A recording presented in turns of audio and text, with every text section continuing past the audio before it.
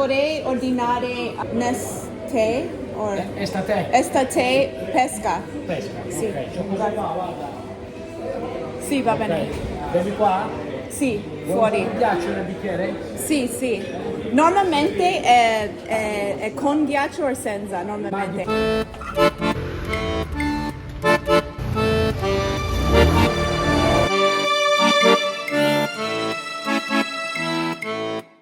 After living in Italy, I realized the biggest culture shocks for me haven't been the ones people are making videos about. They're actually the small, everyday things that I've experienced that have had the biggest impact on me. And today I want to share some of those culture shocks with you. The first culture shock is ice, ice, baby.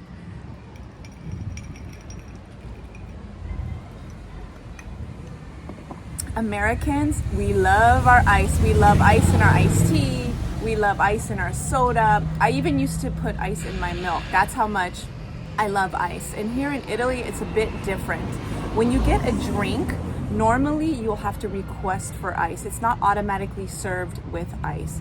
The reason is in America, they will fill your cup up with ice and you will get free refills. So even though you get less liquid, you can go back and get a free refill. Here in Italy, it's not as common. When they give you ice, it's like you're getting less of the drink. They tend to order without ice, and that's customary here. But for me, this has been I'm still getting used to this one. Like if I can get ice, I will get ice. You might have a little bit of a ice withdrawal here. Most places they will give you ice if they have it, but don't be surprised if some places are like, sorry, the machine's broken or we don't have it. They just don't see it as big a deal as Americans. That leads me to culture shock number 2. When you go to a restaurant or fast food in America, it's expected that your fries or your meal will be served with ketchup. And especially when you go to a fast food restaurant, you ask for ketchup, they'll usually give you way more than you can even eat. Like a lot of times they'll give you a handful and you have ketchup left over. Here in Italy, it's not like that. If you want ketchup, a lot of times you'll have to request it, and don't be surprised if you'll even have to pay for it. A lot of times when you go to, let's say McDonald's, for example, you'll order your meal, and if you want ketchup, you have to pay extra. All the sauces, you have to pay extra, even mayo. Americans were obsessed with our ketchup, I know. That's another one I gotta get help for. I get ketchup withdrawal. I need ketchup with everything. That leads me to my third culture shock. Italians have one salad dressing and one salad dressing only. Can you guess what that is? Yeah, you guessed it. Olive oil and vinegar, okay? Sometimes you can find Caesar on the menu, and usually when I find Caesar, I will order it because I just like variety sometimes. And what I've noticed is many Caesar dressings are different at different places, so some are better than others. And at certain restaurants, you can find some vinaigrettes and things like that, but you will not find like Thousand Island, ranch, blue cheese. Like when you go to a restaurant, when you say, what kind of salad dressing do you have? And then they'll just put olive oil and vinegar on your table, and that's it. And you actually do your own dressing. And from what I understand, Italians focus more on enhancing the flavors of the vegetables. And the Americans, the salad dressing is the star of the show. So that would make sense. As for me, I do appreciate the olive oil and vinegar, and that's usually okay for me, but sometimes I do crave like a really good ranch or a blue cheese. And what I've done is I just tend to make it at home and learn it on my own. So Americans, just get used to the fact that this is the way they do it in Italy, and eventually it does change your taste buds.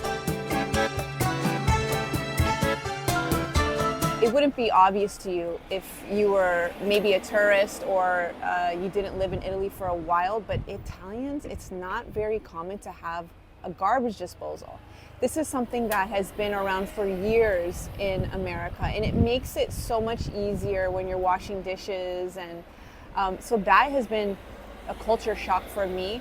It just really makes me appreciate garbage disposals. I'm not quite sure why they don't have them here as much. If you're Italian, and let me know why you think it is. The only thing I could think about is maybe because of the pipe systems. The buildings are older, maybe it clogs the pipes, and it's just not worth the hassle. But yeah, so it does make washing dishes a little less efficient. If you're Italian, you probably don't even notice, you're used to it. But for me, it has been a culture shock, and it makes me appreciate my garbage disposal in America. Another difference between the US and Italy is don't be surprised if you start getting random traffic tickets in the mail.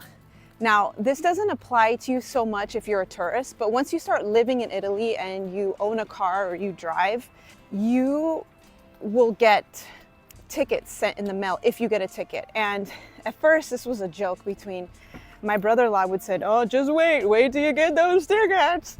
And I was like, all right. I didn't really know what he meant until one time I'm not even kidding you, I got 4 tickets, one day after the next day after the next day after the next day, mailed to me because I rented a car at the time and I was on vacation. What happened is that my mom is not very mobile. So we stayed at a place and there was a sign that said that you couldn't park there more than an hour. I would go to pick up my mom because she couldn't walk. And then I would drive down the street. Then apparently there was a camera that took a picture of me because I wasn't supposed to be driving on a street that was on certain hours you can, certain hours you can't. I don't know, because everything was in Italian. I did know about the hour sign, so I didn't stay there for an hour. I still to this day I don't even know what I did wrong.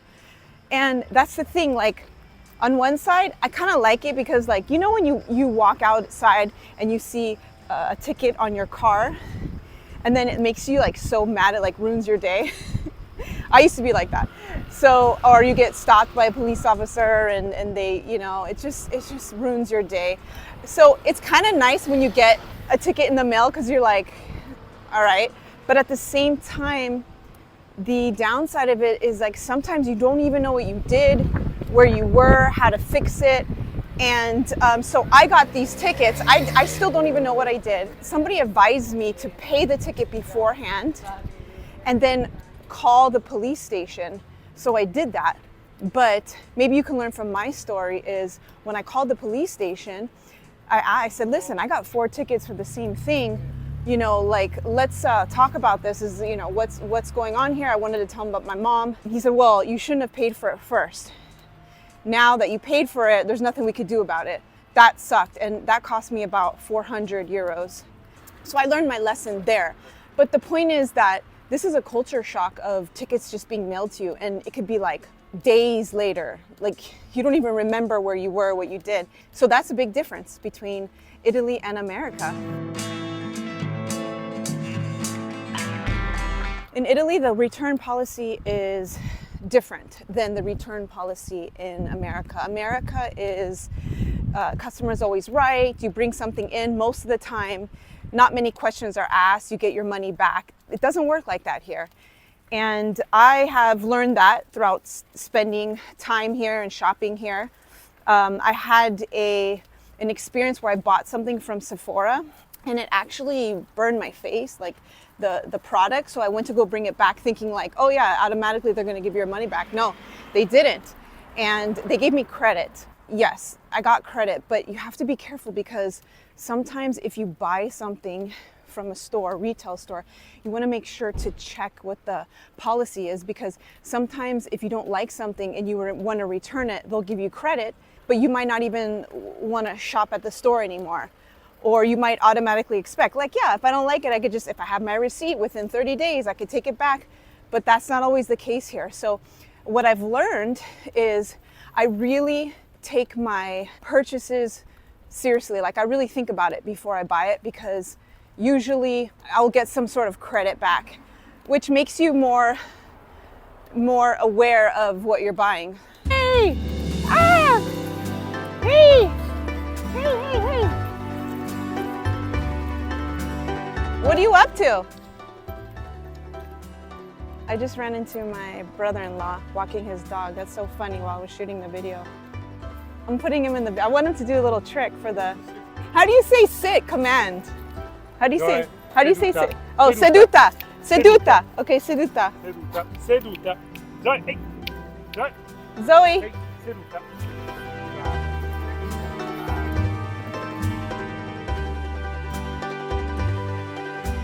Another culture shock is that you can actually drink alcohol in public in Italy.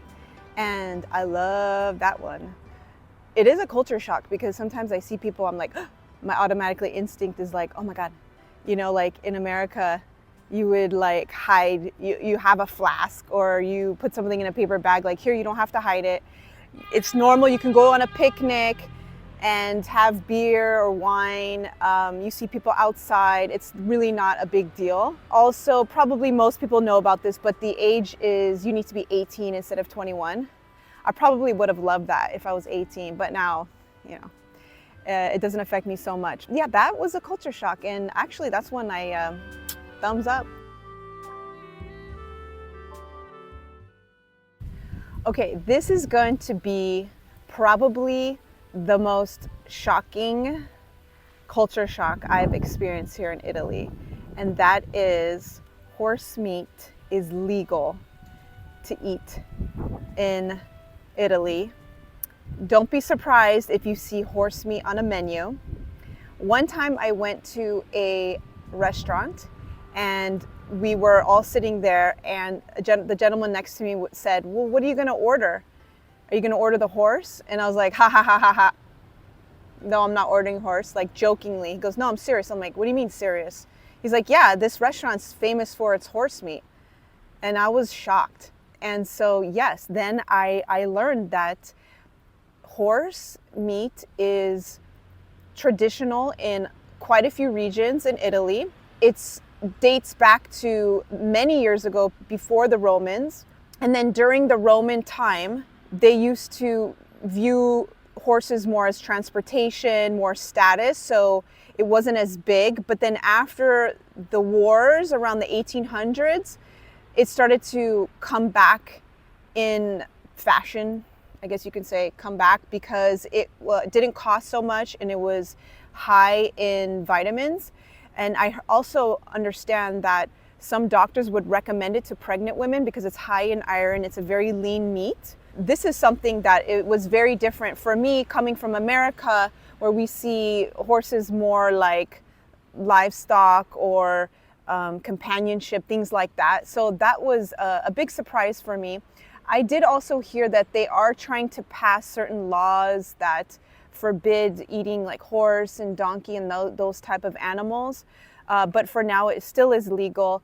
And it just shows you that keep an open mind that in some cultures, it's different. I do know with the younger generation, it kind of slowed down, but I was very surprised about that.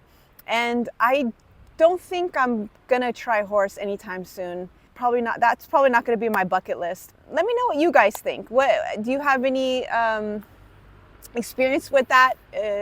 Would you be open-minded to try it, or is that just a hard no? Okay, I don't want to get crazy, all right? I don't want these crazy comments going on. Culture shock, weather for sure. In Milan, you have long winters, and that's been a culture shock for me. It's taken me some time to get used to. It's probably, to be honest, my least favorite thing about living in Milan. I made another video if you want to check it out. It's the things I love about Milan, but I would say weather would be, for me, coming from California, has been the biggest culture shock, especially in the winters. I love the seasons of fall, of summer, of spring, but winter, that's a tough one for me. I did do some research recently, and I looked up online which parts of Italy most like the climate in California. And it said Sicily, Sardinia, and Genoa. If you're from California and you want to come to Italy and you want something similar, I would check out those places to live. Recycling. In Italy, I was shocked at how much they recycle. Like, you have a bin for glass, a bin for plastic, a bin for paper, a bin for food, and then everything else goes into another bin. And when I first got here, you can imagine, like, I was like, where does this go? What does that go? Like, it took a lot of brain power to figure out where everything goes. But then when I go back to America now, I just feel like I'm so used to Italy, and I really appreciate that. I really like how the Italians like really get into it. They're really focus on recycling here, and I love that. And that was a culture shock at first, but now I got used to it. And that's it, guys. These are my culture shocks. If you haven't subscribed already, please consider it. It really supports my channel, and it lets me know more of what you guys like and what you want to see more of. Thank you for watching, and have a wonderful day. See you on the next one.